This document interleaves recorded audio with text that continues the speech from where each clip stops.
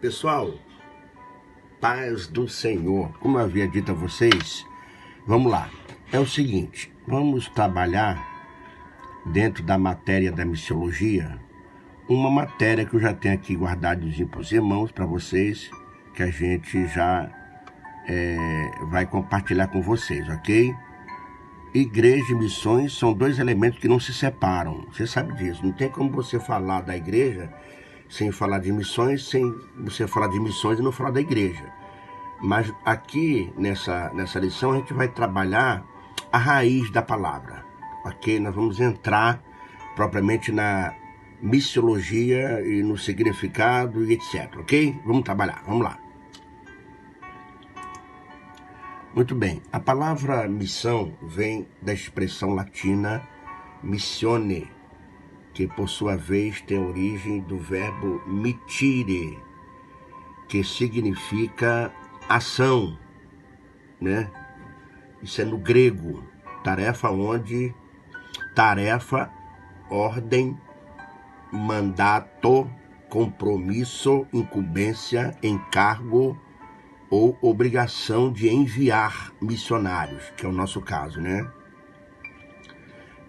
Termo que corresponde para a palavra grega apostolos, que significa apóstolo, que por sua vez quer dizer, tá lá embaixo escondidinho, mas dá para ler, né? Que quer dizer enviado. Então, aí tá a raiz. Toda a palavra, vocês que são teólogos, já tenho falado isso na aula para vocês,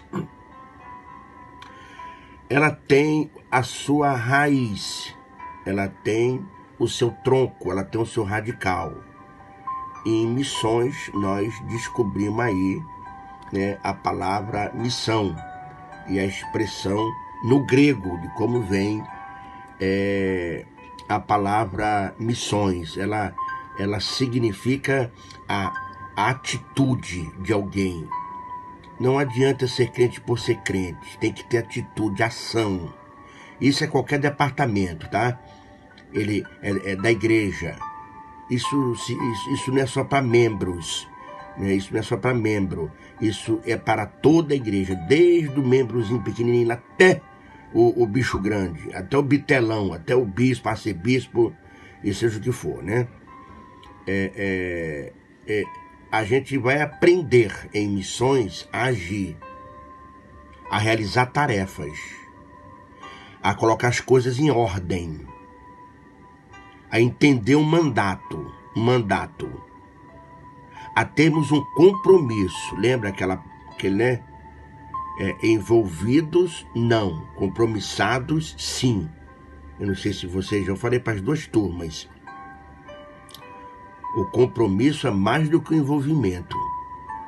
A incumbência, o encargo, a obrigação, né? Paulo disse: se pois anuncio o evangelho, não tenho de que me gloriar, pois me é imposta esta obrigação, e ai de mim, se não evangelizar, né? Então, a gente precisa se sentir com essa expressão, e ai de mim, se não anunciar o evangelho. O que Paulo queria dizer com isso? Que ele, por ser grato a Deus e por tudo que Deus fez na vida dele, quem ele era, o Saulo da vida e as histórias que vocês conhecem de Paulo, né? Que se tornou um Paulo, a gente vê a gratidão dele para com a sua obra. Ele poderia ser o ingrato, ele poderia ser uma pessoa que diria: mas eu não tenho chamada, mas eu não sou para isso, né?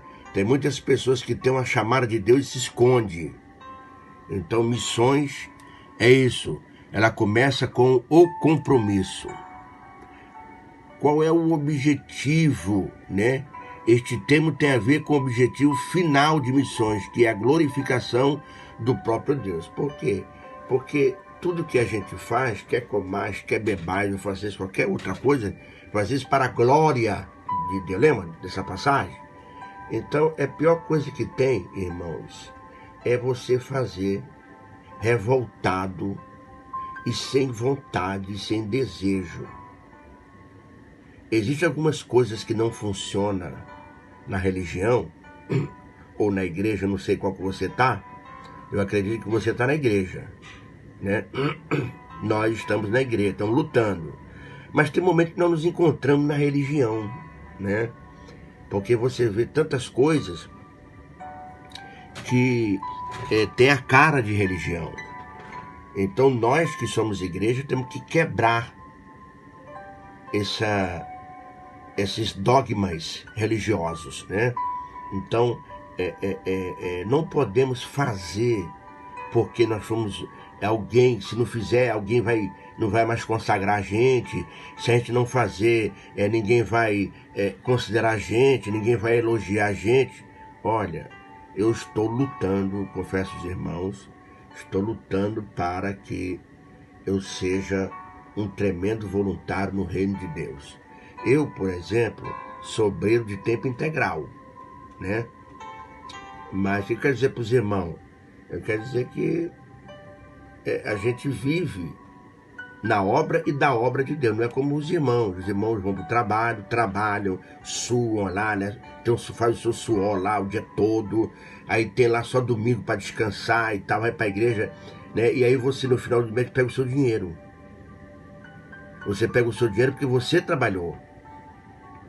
E aí se você trabalhou com alegria ou não, é um problema pessoal, né?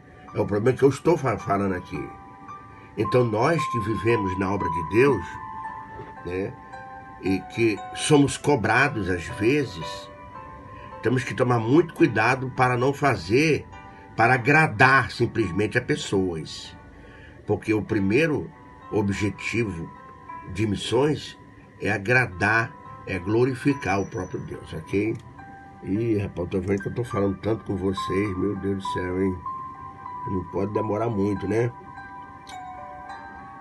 Missão-tarefa. Este termo tem a ver com a obra prioritária da igreja, que é evangelizar, fundar novas igrejas, realizar a obra social e educativa, envolvido no trabalho cultural e transcultural, visando a salvação dos perdidos e, sobretudo, a glória de Deus.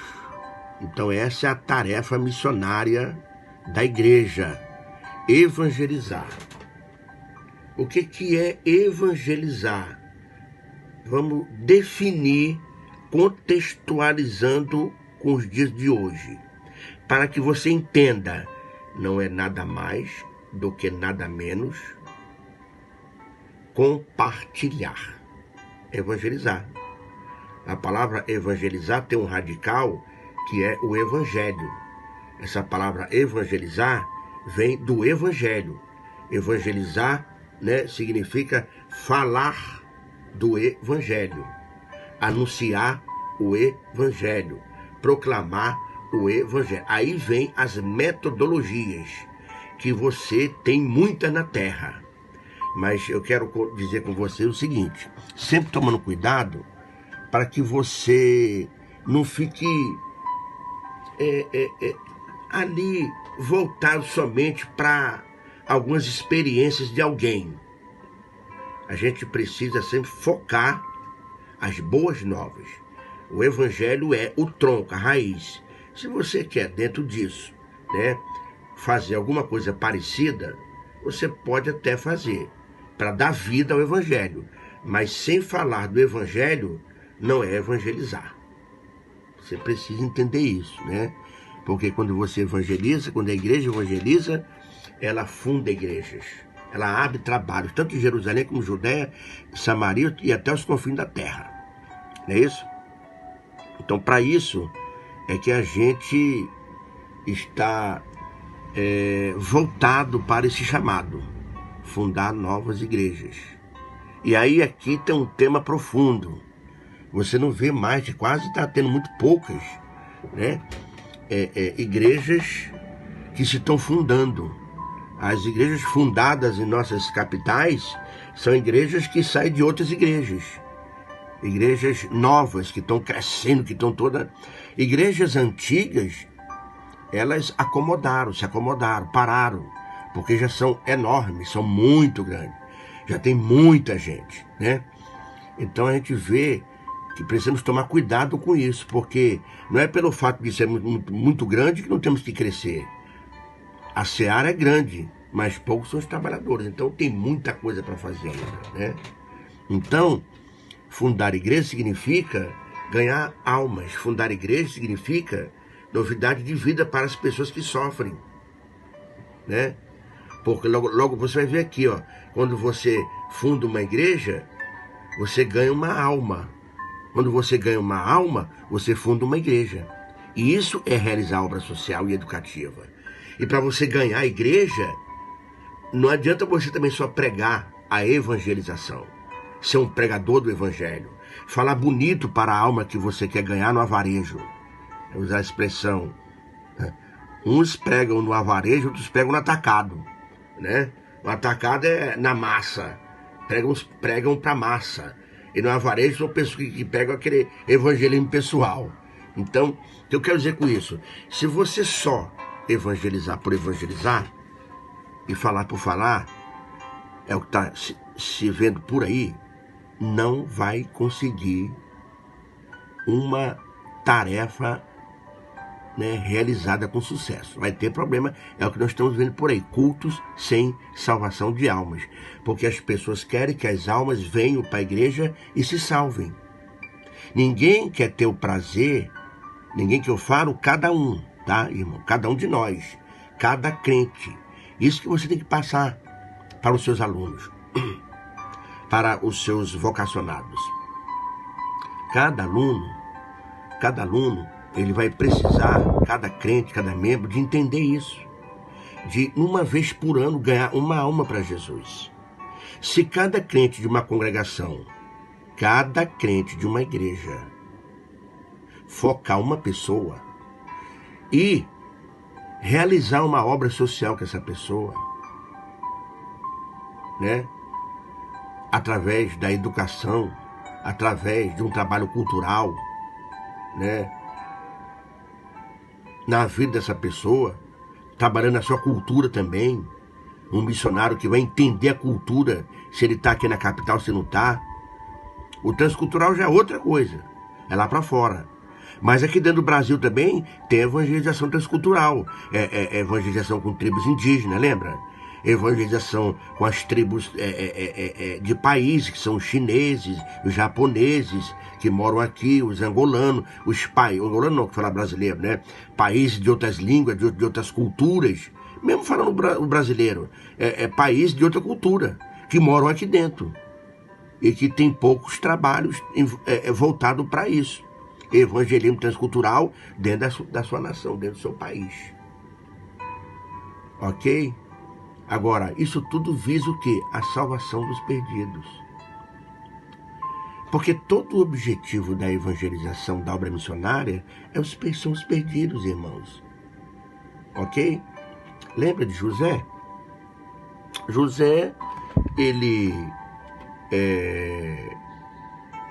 verdadeiramente estava na dele quietinho lá no deserto, com a família, com a mulher, né, levando, sempre acordando cedinho para levar o rebanho para pastar. Maravilha, né?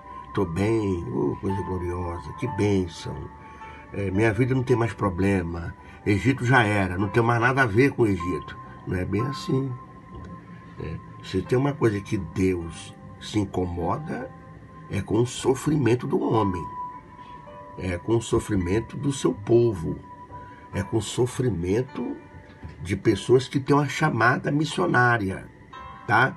Então, o que eu quero dizer com isso? Não adianta querer ficar aí na sua área de conforto, porque Deus vai te pegar como pegou Moisés, ok? Vamos lá.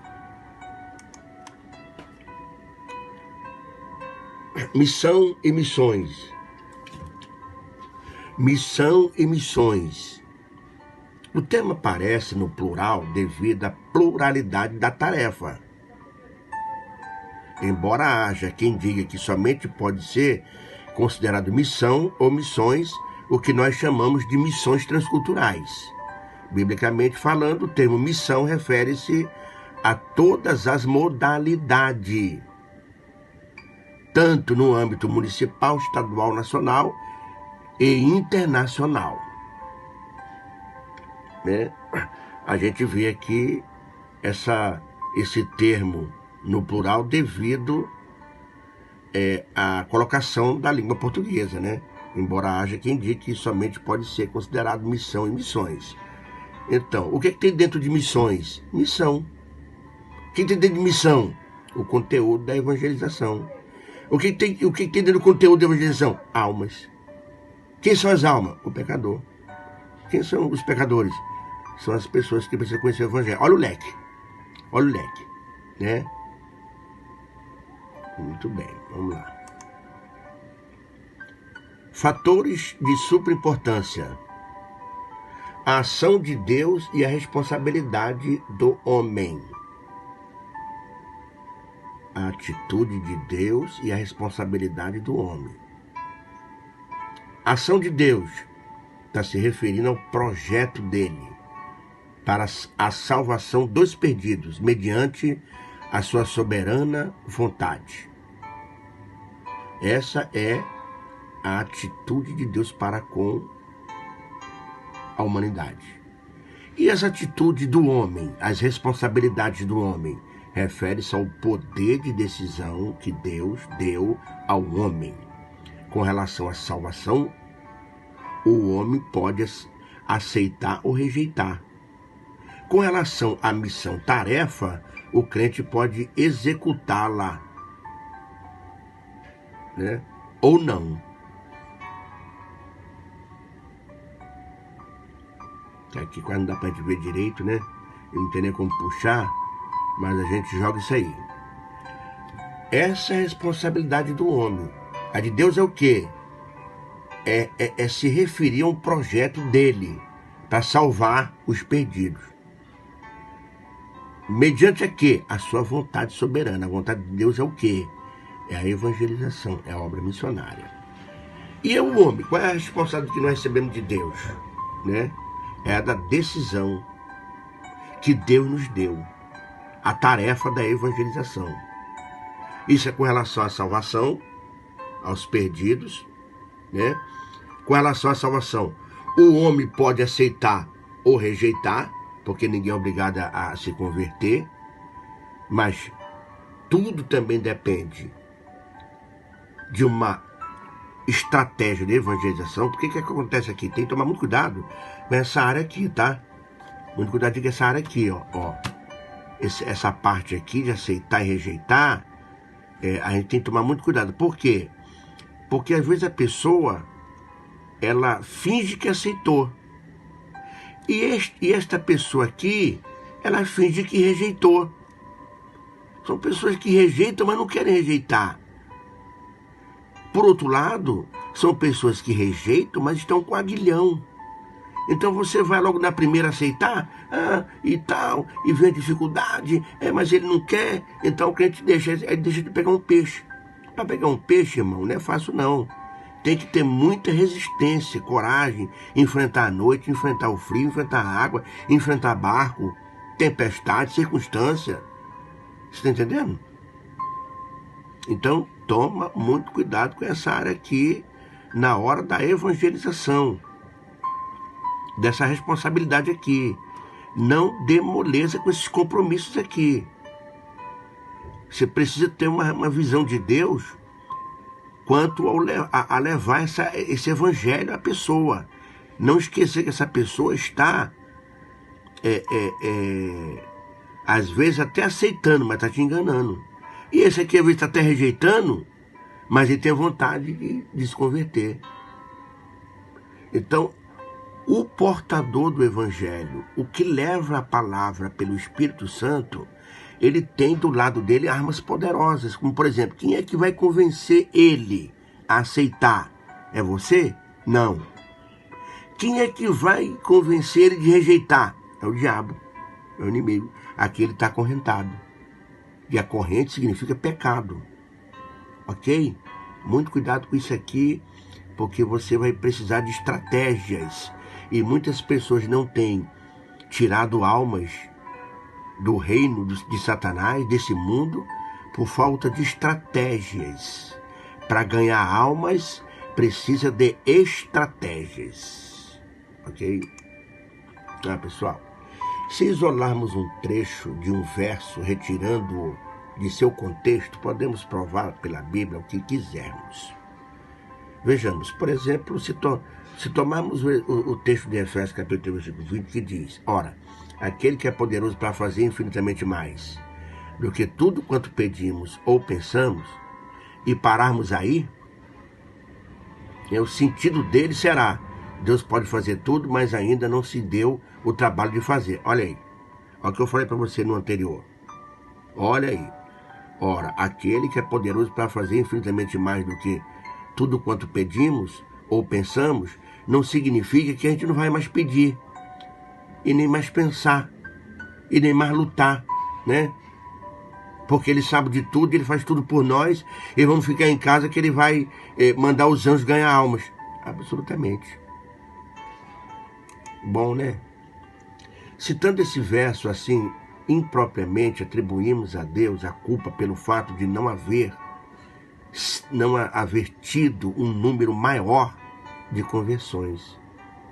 Mas vamos concluir o texto, conforme o seu poder que opera em nós. Olha que coisa extraordinária. Conforme o seu poder que opera em nós.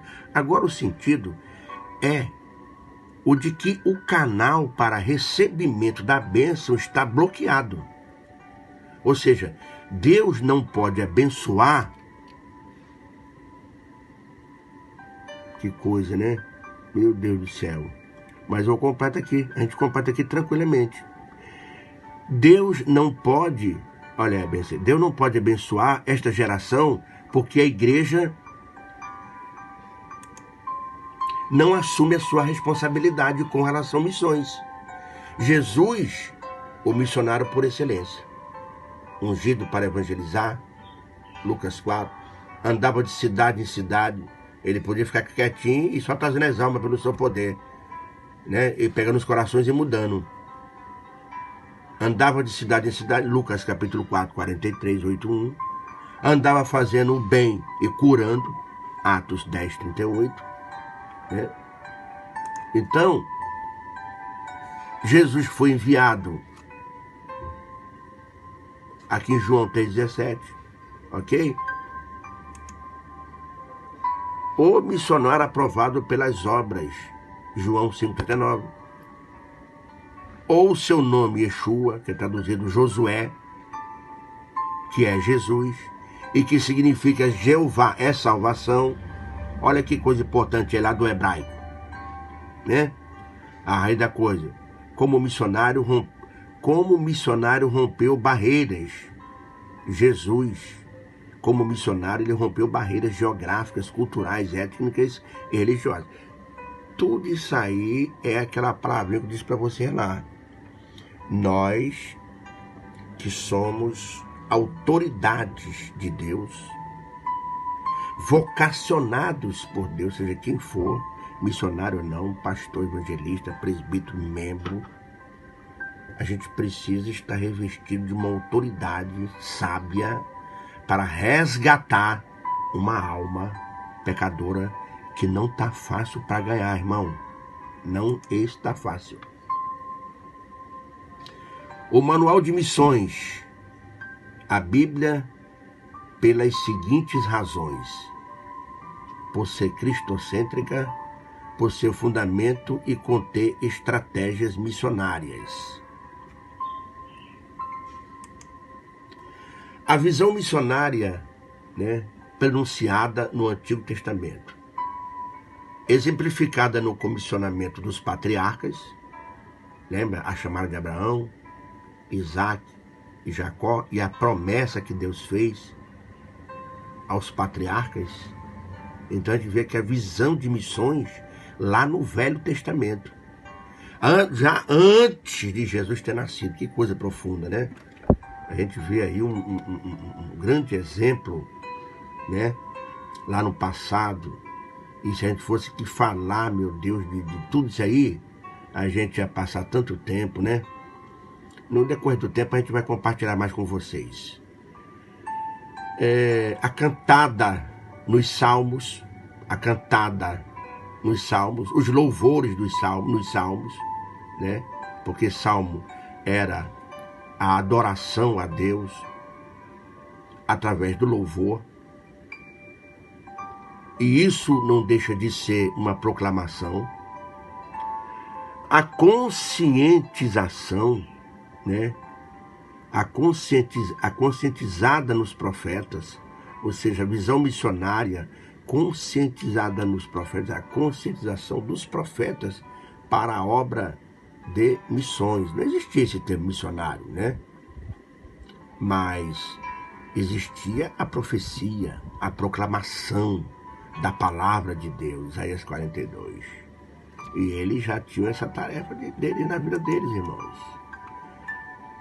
A visão missionária confirmada no Novo Testamento. Nos evangelhos, Jesus, o maior exemplo. Por quê?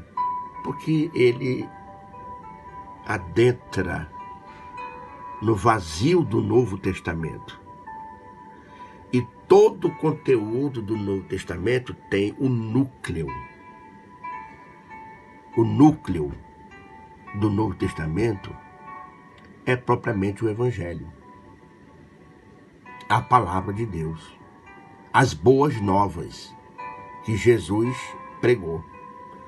Então a visão missionária do Novo Testamento também